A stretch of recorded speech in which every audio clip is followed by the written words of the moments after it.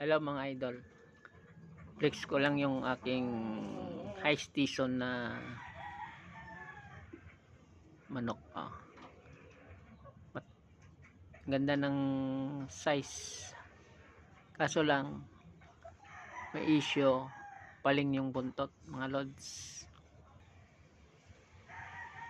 Pinapa-asawaan ko na nga ng ito golden boy mga idol.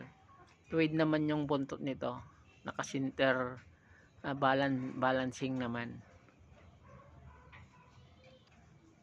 Stag pa lang to mga lods, going to 7 months, pero nangasta na mga idol, sumampa na. Ito yung isa, itong limon nito. Yan, dalawang yan mga lods. Okay naman ng pangangatawan.